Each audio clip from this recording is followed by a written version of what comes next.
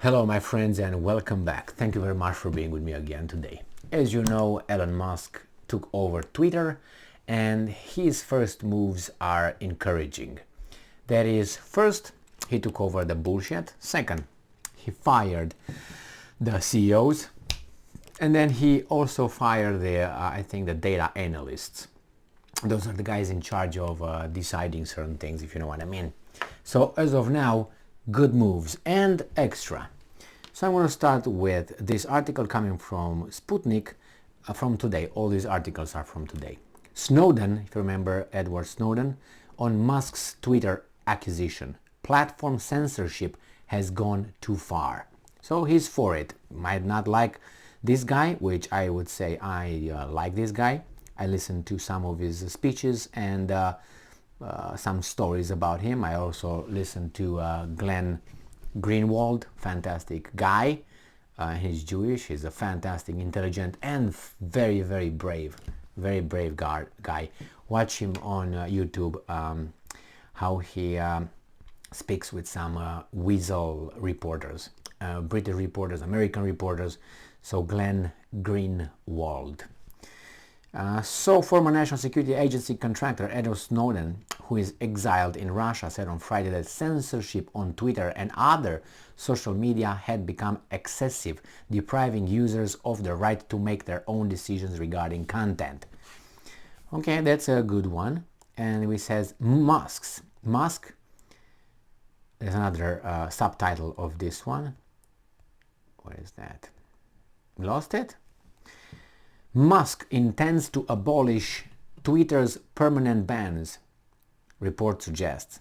But he said, I will do that.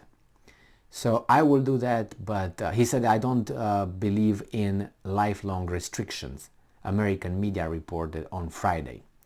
So according to the report citing a source, this means that previously blocked users are likely to be able to return to the platform. At the same time, the reports added that it's still unclear whether this will apply to the account of former US President Donald Trump. They all care is Trump. Everybody else can be allowed there but Trump, whatever.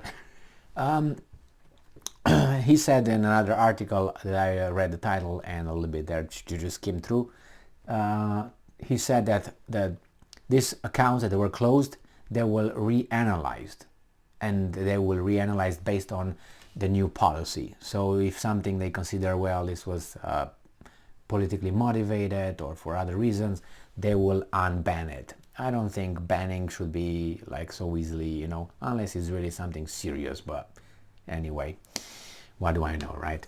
So that's another article. Another one that I saw here, and very important, is this one where it says that from Sputnik again, entire Twitter data engineer team let go.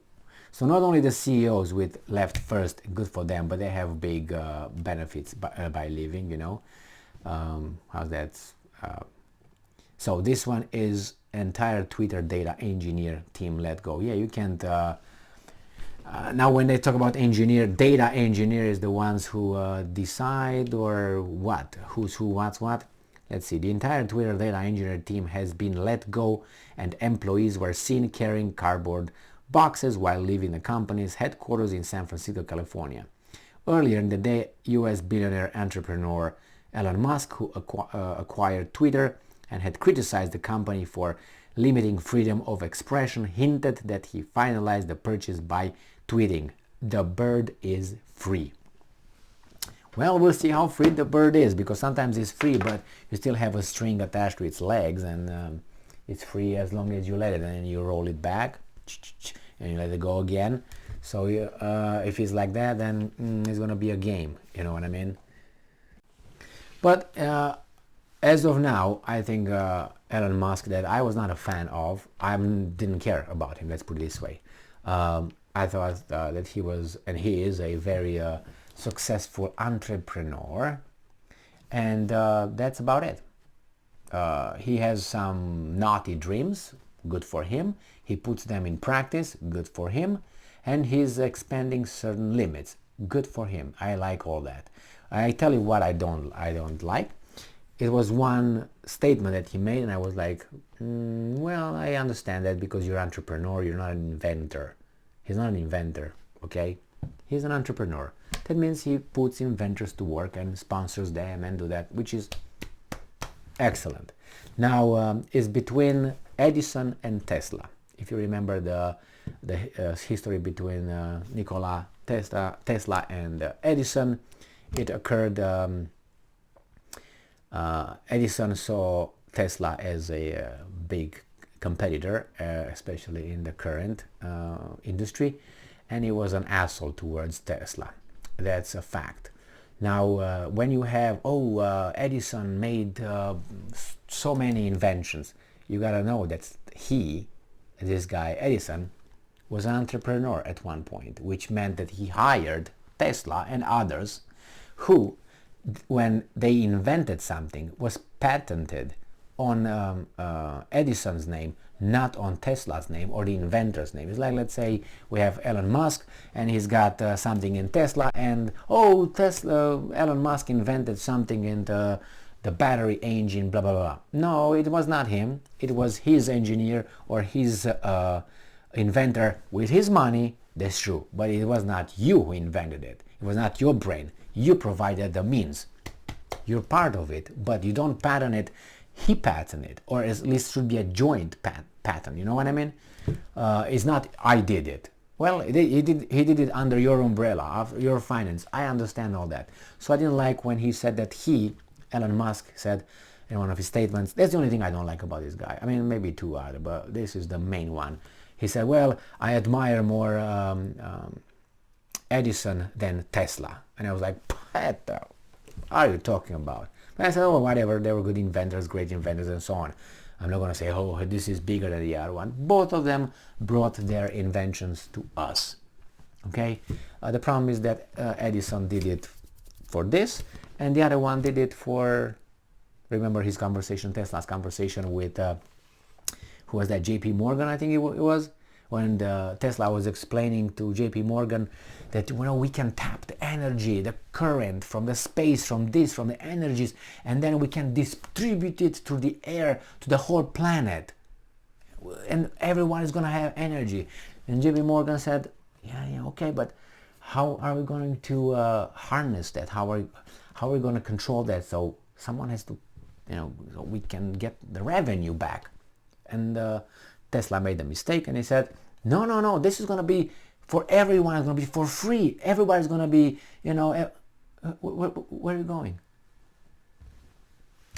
That's what JP Morgan did.